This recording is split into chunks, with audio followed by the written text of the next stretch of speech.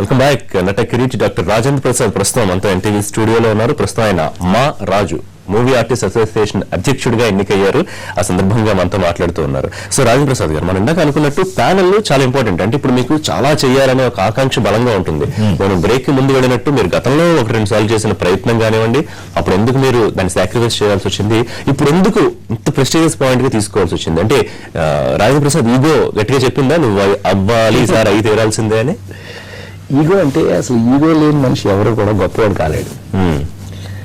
అది పాజిటివా నెగిటివా అనేది మన పాయింట్ తీస్తే, ఈగో అనేది చెడ్డ కాదండి, నెగిటివ్ ఈగో చెడ్డది అంతే తప్పితే పాజిటివ్ ఈగో అనుకోండి. మనం ఎక్కడో స్కూల్ టీచర్ కొడుకుగా నేను ప్రారంభించి జీవితం ఇప్పుడు ఒక రాజేంద్ర ప్రసాద్ గా మీ ముందు కూర్చోగలుగుతున్నాను అని అంటే అది ఈగో ఉంటేనే ఎస్ ఇది సాధించాలి మనం, ఎస్ ఇది మనం ఎట్లయినా సరే జీవితంలో దీన్ని సాధించాలి అనుకుంటే తప్ప నువ్వు సాధించలేవు. పైగా ఈగో ఎంతమంది నవ్వించింది దేశం అంతటిని. అది చాలా అందంగా చెప్పుకుంటుంటాం మనం. ఎందుకనంటే నా ఈగో అందుకు పనికి వస్తుంది బాబు అన్నట్టు. అది నిజంగా చెప్తున్నా. ఎందుకనంటే ఇవాళ ఈ పరిస్థితి రావటం మాత్రం మాకు సంబంధించింది కాదండి. ఇది ఎప్పుడైతే ఆయన మురళీమోహన్ గారు నేను నిలబట్టలేదు, ఎందుకంటే ఎంపీగా నేను బిజీ అయ్యాను, నాకు పని ఉంది అన్నప్పుడు ఎవరు అని నాకు కూడా సంబంధం లేదు. యాక్చువల్గా మా కాదంబరి కిరణ్, శివాజీ రాజా, ఏడి శ్రీరామ్ ఇలాంటి తమ్ముళ్ళు నాతో షూటింగ్లో అక్కడ ఉండటం వల్ల తమిళనాడులో మేము ఒక గుడికి వెళ్ళాం. ప్రతిరోజు షూటింగ్ అవగానే సాయంత్రం అయితే ఏమాత్రం అవకాశం ఉన్నా దగ్గరలో ఏ మంచి గుడి ఉన్నా వెళ్ళడం అనేది అది ఒక అలవాటైన వ్యవహారం మనకి. ఆ గుడిలో ఎత్తారు ఈ టాపిక్ అనే మీకేమీ లేదు, మీ పని మీరు చేసుకుంటున్నారు. సత్యంగా నాకే సంబంధం లేదు. ఎందుకంటే అంతకుముందు 2 సార్లు చేద్దామని అనుకున్నాం, ఆ మాట వాస్తవం. ఒకసారి నేను నిలబట్టడం కూడా వాస్తవం. మురళీమోహన్ గారి మీదే ఒక 6-7 ఓట్ల తేడాతో నేను ఓడిపోవడం జరిగింది. సరేలే ఇది ఎవరైతే ఏంటి ఎవరు చేస్తే ఏంటి లేదు, మన పార్టీ మళ్ళీ మన పనిలో మనం రొటీన్లో పడిపోయాం. వీళ్ళు ఎప్పుడైతే ఇది నాకు ఎక్స్ప్లెయిన్ చేసి ఇది ఇలా ఉంది అన్న, ఇది ఇట్లా సహాయం చేయొచ్చు, ఇట్లా మంచి చేయొచ్చు, నువ్వు కూడా బాలాజీ పెళ్ళి అయింది కదా, అంటే మా అబ్బాయి పెళ్ళి అయింది, నువ్వు కూడా ముందంత హెవీగా అంటే 15-20 సంవత్సరాలు చేయట్లేదు కదా, కొంచెం టైం తీసుకుని నువ్వు కూడా ఈ మంచి కార్యక్రమం చేస్తే బాగుంటుందని నా మనసుకు నచ్చిన మాటలు నాకు చెప్పారు వాళ్ళు. చెప్పినప్పుడు ఎస్ నిజమే కదా, ఎందుకు చేయకూడదు, చేయొచ్చు కదా అని చెప్పి ఆ గ్యాప్ తీసుకుని మేము వచ్చి ప్రెస్ మీట్ పెట్టి మనం చెప్పడం జరిగింది. ఇంకా అప్పట్లో అసలు ఇక మా దృష్టి అయితే ఏంటంటే రాయల్ వెల్కమ్ చేస్తారు, ఇక మనని ఇంకేమంటే మన బ్రాహ్మణ రాజకీయాలు ఊహించలేదు.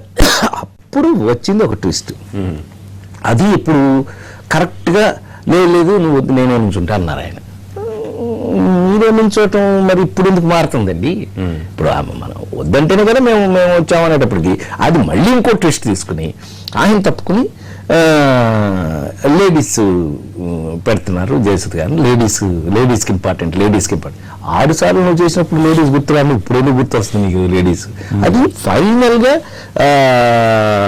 ఆ రోజున ఏది మన నామినేషన్స్ రోజున అంటే కొంచెం బాధపడి అప్పుడు వెనక్కి వెళ్ళాలా ముందుకెళ్ళాలా ఏం చేయాలో అర్థం కాని పరిస్థితుల్లో ఒక్కసారి నన్ను నేను ప్రశ్నించుకుని అసలు ఏంటి మనం ఎందుకు ఇక్కడ ఉన్నాం, మనం చేయదలుచుకుంది ఏమిటి, మనం మంచి చేయదలుచుకున్నప్పుడు మనకి ఇంక డౌట్ ఎందుకు వెనక్కి తగ్గాలి వెనక్కి, మనం తప్పు చేయనప్పుడు మనం ఎందుకు తగ్గాలి వెనక్కి, కమాన్ ముందుకు అనుకుని 100% ఇది నిజం అండి. నా మనసు చెప్పినట్టుగా మరి ముఖ్యంగా నాగబాబు, మనకి 100% గుర్తు చేసుకోవాల్సిన వ్యక్తి నాగబాబు అయితే రాజాని మీరు వెనకెళ్ళడానికి లేదు, మీరు ఎందుకనంటే ఇక్కడ దాకా వచ్చిన తర్వాత మీరు వెనకెళ్ళడానికి లేదు అది right Nagababu. Yes we are going ahead. ఒకసారి యుద్ధంలోకి దిగాక మనం చచ్చిపోదాం అనుకుని డిసైడ్ చేసుకుని చచ్చిపోవడానికైనా సిద్ధంగా రెడీ అయిన తర్వాత ఫైట్ చేస్తూనే చచ్చిపోదాం. Why should we die by failure అని ఆ యొక్క స్టాండ్ తీసుకుని మనం ముందుకెళ్ళడం జరిగింది. 100% ఇదైతే నిజం. అయితే స్వతహాగా రాజేంద్ర ప్రసాద్ గారు అంటే మాకు తెలిసిన రాజేంద్ర ప్రసాద్ సెన్సిటివ్, నవ్వించడమే వచ్చి తప్ప అవతల వాళ్ళని పెద్దగా ఇబ్బంది పెట్టడం ఇట్లా. అయితే ఈ ఇంత రాజకీయాలు జరుగుతూ ఇన్ని ఆరోపణలు ప్రత్యారోపణలు వస్తున్నప్పుడు ఎప్పుడైనా అనిపించిందా సరే ఇప్పుడు అవసరమా ఇవన్నీ అనే? 2-3 సార్లు వచ్చింది ఆ పరిస్థితి, 2-3 సార్లు వచ్చింది ఆ పరిస్థితి. ఈ ట్విస్టుల్లో బోలెన్ ట్విస్టులు జరిగినప్పుడు ఈ ట్విస్టులో ఋషి మనకు కూడా అనిపించింది అసలు ఈ ట్విస్టులు మనకు అవసరమా, ఇంకా హాయిగా మనం చూస్తేనే మొహం వికసించే అందరినీ ఎనర్జీ. మనం టెన్షన్ పడుతున్నామని తెలిస్తే న్యాచురల్ గా మీరు కూడా టెన్షన్ పడతారు, అందరూ టెన్షన్ పడతారు అని అంటే. బట్ అది చేయి దాటిపోయింది అప్పటికి. సారీ టు సే, చెప్తున్నాను, అప్పటికి మనం వెనక్కి తగ్గే పరిస్థితి లేదు. వెనక్కి తగ్గితే క్యారెక్టర్ అసోసియేషన్ అయ్యే పరిస్థితి వచ్చింది. మనం అప్పుడు వెనక్కి తగ్గామనుకోండి, ఇంతేనా వీడు కామెడీ అనుకునే అవకాశం. ఎందుకంటే కామెడీ నా ప్రొఫెషన్ అయితే ఉండొచ్చు, కానీ commitment is a serious thing. ఒకసారి కమిట్ అయ్యాం మనం, దెన్ వెనక్కి ఎట్లా వెళ్తాను ఋషి, నేను వెళ్ళకూడదు.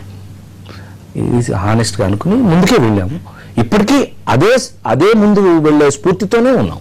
మొదటి నుంచి మీరు నాగబాబు గురించి చెప్తూ ఉన్నారు, మీకు ఆయన ఎంత వెన్నుదన్నుగా సపోర్ట్ గా ఉన్నారు. ఎగ్జాక్ట్ గా అంటే మిమ్మల్ని సపోర్ట్ చేయడం నిలబెట్టడం కాకుండా ప్రత్యక్షంగా ఇన్ యాక్షన్ ఆయన ఎట్లాంటి రోల్ పోషించారు? నార్మల్గా సపోర్ట్, మిగతా పని నా పని నేనే చేశాను. మరి ముఖ్యంగా కాదంబరికర్ను, శివాజీ రాజా, ఎడిదిరాజు వీళ్ళందరూ నాతో ఉండి మమ్మల్ని చాలా వరకు వాళ్ళు చాలా అద్భుతం అంటే మేము నమ్మర అంత ఇంట్రెస్టింగ్ గా మేము అంటే ఈ మన మూవీ ఆర్టిస్ట్ మెంబర్స్ అందరినీ పర్సనల్ గా కలుసుకునే ప్రోగ్రామ్ కూడా మేము చేసాం. ఓకే, ఇలా చాలా రకాలుగా అంటే వాళ్ళు చెప్పేది వినేటప్పటికి మనకే సంతోషం వేస్తుంది. అసలు మమ్మల్ని కలవడానికి ఎవరో రావడం సంగతి దేవుడు, వాళ్ళెవరో రాలేదు వీళ్ళెవరో రాలేదు, అది వేరే విషయం. అసలు ఆవిడకి మాకు ఇంటర్వ్యూ ఆవిడ ఇంటికి వెళ్ళటానికి ఎప్పుడు వెళ్తామో మాకు తెలియదు, మీరే మా దగ్గరికి రావడం ఏంటి అసలు అని అది ఇదని వాళ్ళు మేము హక్కులు చేర్చుకోవడం జరిగింది 100%. Right. So coming to the panel, మొత్తం 26 మెంబర్స్ ఉంటారు అనుకుంటా కదా మొత్తం ప్యానల్లో అధ్యక్షుడితో పాటుగా. నాకు తెలిసి మీ వర్గం 4 గెలిచారా? 22 మంది ఇప్పుడు వాళ్ళు నిలబెట్టిన వాళ్ళు గెలిచారు. సో ఇప్పుడు రేపు ఎట్లా నిర్ణయాలు తీసుకున్నప్పుడు దాని ప్రకారం రాజప్రసాద్ గారు అంటే మంచి చేయాలనే తప్పనే ఉండొచ్చు, కానీ కొంత ఆవేశపూరితంగా కొంత ఉద్వేగభరితంగా ఉన్న పరిస్థితి చూసాం వాళ్ళు గెలిచిన తర్వాత. నిర్ణయాలు తీసుకునే లౌక్యం లేకపోతే రాజకీయం అన్నీ ఉన్నాయనుకుంటున్నారా? అనుకుంటాం ప్రాబ్లం ఉన్నాయి, ఏం ప్రాబ్లం లేదు. ఎందుకంటే సగం పైన మనకి ఆల్రెడీ మనని సంప్రదించినటువంటి వాళ్ళే. సో ఆల్మోస్ట్ ఇది ఆ ఇబ్బంది ఇక్కడ కలగదండి. ఎందుకంటే మనం ఒక మంచి పని తలపెట్టినప్పుడు నో అనే అవకాశం వాళ్ళకు ఉంటే కనుక వాళ్ళకి ఏం జరుగుతుందో ఆ నో అనడం వల్ల వాళ్ళకి ఏం నష్టం జరుగుతుందో తెలుసు. సో అందుకని నాకైతే అట్లాంటి డౌట్స్ ఏం లేవండి. కానీ టెక్నికల్ గా రాజప్రసాద్ గారు 22 మంది వాళ్ళు అనాలి, ఓకే చేయాలి, వాళ్ళు కనుక వ్యతిరేకించారు అనుకోండి అది ఇంప్లిమెంట్ చేయడానికి సాధ్యం. మీరు నెగిటివ్ ఆలోచించాల్సిన అవసరమే లేదు. ఎందుకంటే పాసిబిలిటీ రైట్, వాళ్ళు వ్యతిరేకిస్తే అది సాధ్యం కాదు. Absolutely no possibility. ఎందుకంటే ఒక సీఎం గారు ఒక పని చేద్దామని అనుకున్నప్పుడు ఎంతమంది సెక్రటరీలు అయినా సరే ఆయనకు ఒప్పుకోవాల్సిందే, తప్పదు. కానీ ఇన్ని తిట్టి ఇంత దూషణం చేసి అంత ఆలీజ్ వెళ్ళనేలా ఉంటుందంటారు పరిస్థితి. నాకు తెలిసి ఎవడు తిట్టారండి, ఎవరు నన్ను ఎవరు తిట్టారు, వాడికి ఏదో వచ్చిన డౌట్లు అడిగారు, మనం క్లారిఫై చేసాం. మనం మీడియా ద్వారానే క్లబ్ వాళ్ళని క్లారిఫై చేసాం. అంతే తప్పితే పర్సనల్గా మనం తిట్టే అంత సీన్ యాక్టర్ ఎక్కడ ఉందని. ఎందుకంటే 37 ఏళ్ళు ఇంకా అదే యాక్టర్గా ఉన్నాను నేను. Still I'm son of Satyamurthy. అది to be very frank. Right. So funds విషయానికి వస్తే దాని గురించి చాలా చర్చ జరిగింది. అసలు ఫండ్స్ ఎంత ఉన్నాయి, ఏమిటో చాలా చేస్తానని చెప్తున్నాడు, ఫండ్స్ అన్ని ఎక్కడి నుంచి పట్టుకొస్తాడు, మేమైతే ఇలా చేస్తామని కూడా చెప్పారు. సో ఎట్లా చేయబోతున్నారు ఫండ్స్ విషయానికి? Funds we have our own plans అండి. మన ప్లాన్స్ మనకు ఉన్నాయి. వాళ్ళని ఎట్లయితే వాళ్ళు ఎట్లా తేకుండా ఇన్ని సంవత్సరాలు తేకుండానే తెస్తామని ఎలాగైతే చెప్తున్నారు అలా కాకుండా మనం 100% నాకున్న మొత్తం NRI fans throughout the world వాళ్ళందరితోనూ కళాకారుల కోసం నేను I'm going to 100% campaign the whole thing. And నా కెపాసిటీలో నేను తేవడం 100% జరుగుతుంది. నేను అన్నది చేసి మేము చూపిస్తాను. సాధారణంగా అంటూ ఉంటారు రెండు బ్యాచ్లు ఉంటాయి, లేకపోతే రెండు వర్గాలు, కృష్ణానగర్ ఒక బ్యాచ్, జూబ్లీ హిల్స్ ఒక batch. So Rajendra Prasad Krishna Nagar batch ని రెచ్చగొట్టారు. సో అందుకే ఇవాళ రాజేంద్ర ప్రసాద్ గెలుపు. రెచ్చగొట్టడం అంటే దానికి ఇప్పుడు రెచ్చగొట్టడం అంటే మనం రెచ్చిపోయే వాళ్ళ వీళ్ళందరికంటే చాలా తెలియని వాళ్ళండి. వాళ్ళు రెచ్చగొడితే రెచ్చిపోయే వాళ్ళేం కాదు. వాళ్ళకి ఏమి కావాలో, మీకు ఇది కావాలి కానీ మీకు అక్కడ అవకాశం లేదు, నేను చేస్తాను, దట్స్ ఆల్. రెచ్చగొట్టడం అని అంటే మనమేమి ఇవో కత్తి తీసుకోండి, కర్ర తీసుకోండి, ఉండి వేసేయండి అని మనం అనలా. బట్ జూబ్లీ హిల్స్ మ్యాచ్ అయితే రాజేంద్ర ప్రసాద్ నెగిటివ్ గా ఉందా? లేదండి, డెఫినెట్ గా లేదు. అయ్యో నెగిటివ్ అంటే direct Rishi you compare directly. మీరు ఎంతో మంది రాజకీయ అందరితో మాట్లాడుతుంటారు కదా, మీరు ఏమండి జూబిలీ హిల్స్ బ్యాచ్ అని మీరు అన్నారు. సో నేనైతే అట్లా అన్నాను. ఎందుకనంటే వాళ్ళంతా చాలా మంచి వాళ్ళండి. నేను కూడా బయట అనేది నేననేది వాళ్ళందరూ కనుక నిజంగా రాజేంద్ర ప్రసాద్ మీరు అన్నట్టు అనుకున్నట్టయితే వాళ్ళందరూ వచ్చి ఓట్లేసి ఉండేవాళ్ళు. కానీ పెద్ద నటులు ఎవరైతే ఉన్నారో ఇప్పుడు జూబ్లీ హిల్స్ లో ఉండే వాళ్ళు ఎవరు మరి ఆ వేళ ఎన్నికల్లో మనకు కనిపించలేదు పోలింగ్ రోజున. Helping me please. సో ఏదైతే మీరు అదే హెల్ప్ నాకు చేసి, సో ఏదైతే మీరు టార్గెట్ చేశారో రాముడు వెనక హనుమంతుడు లేకపోతే వానర సైన్యం, అట్లాగే వాళ్ళు మీకు మొత్తం ఈ చిన్న నటులు లేకపోతే కృష్ణానగర్లో ఉండే వాళ్ళందరూ రాజేంద్ర ప్రసాద్ గెలుపుకు సహకరించారు. మీరు విశ్లేషించుకుంటే అది క్రిస్టల్ క్లియర్ గా తెలిసిపోతుంది. రైట్.